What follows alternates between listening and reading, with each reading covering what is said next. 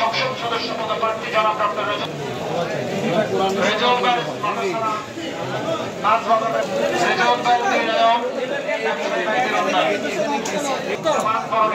জামাত ইসলাম থেকে এমপি প্রার্থী এর নাম পাইকার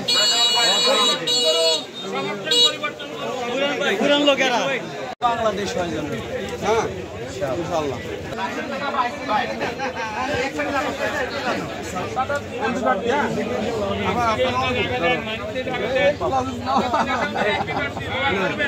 দিয়ে গেলাম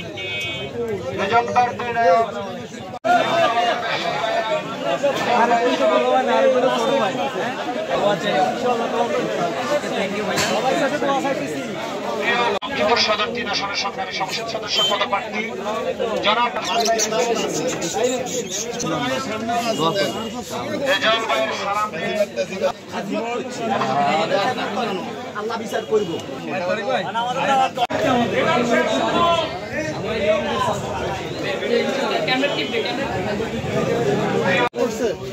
আগে থেকে আছে এখন আপনি রেজাউল ভাইয়ের সালাম নিন, জামাত ইসলামীতে যোগ দিন। রেজাউল ভাইয়ের সালাম আলাইকুম।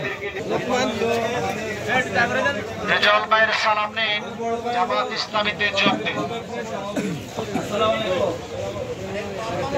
রেজাউল ভাইয়ের দুর্নয়ন, ব্যবসায়ী ভাইদের উন্নয়ন, জামাত ইসলামীতে যোগ দিন।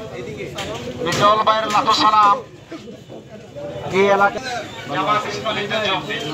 রেজাউল ভাইয়ের সালাম নিন, জামাত ইসলামীতে যোগ দিন। জেলা জামাতের সালাম নিন, জামাত ইসলামীতে যোগ দিন। শহর জামাতের আল্লাহ আমাদেরকে পরিবর্তন করবেন।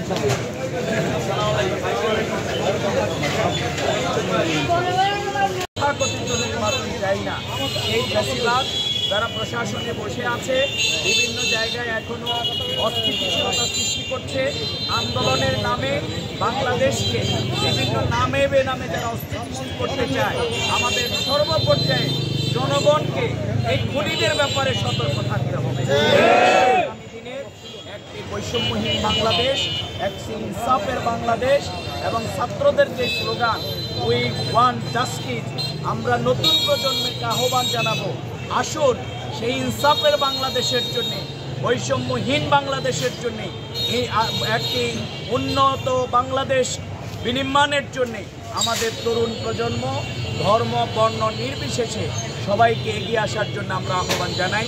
আজকের গণসংযোগে গোটা লক্ষ্মীপুরবাসী তাদের যে সমর্থন, তাদের যে সহযোগিতা এবং তাদের যে ভালোবাসা আমরা পেয়েছি, এজন্য আবারও তাদের প্রতি কৃতজ্ঞতা জানাই।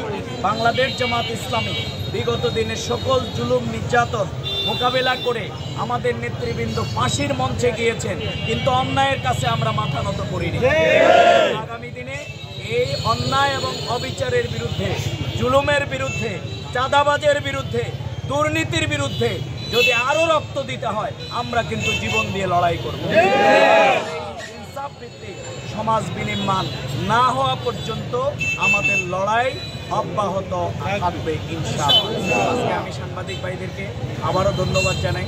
আপনারা আমাদেরকে অতীতে সহযোগিতা করেছেন, আগামী দিনেও করবেন এবং আপনাদের এই ক্যামেরার মাধ্যমে, আপনাদের সাংবাদিকতার মাধ্যমে অন্যায়কে অন্যায় এবং ন্যায়কে ন্যায়, কালোকে কালো, সাদাকে আপনারা সাদা বলবেন।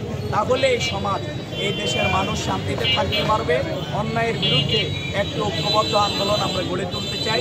সবাইকে ধন্যবাদ জানাচ্ছি। আসসালামু আলাইকুম।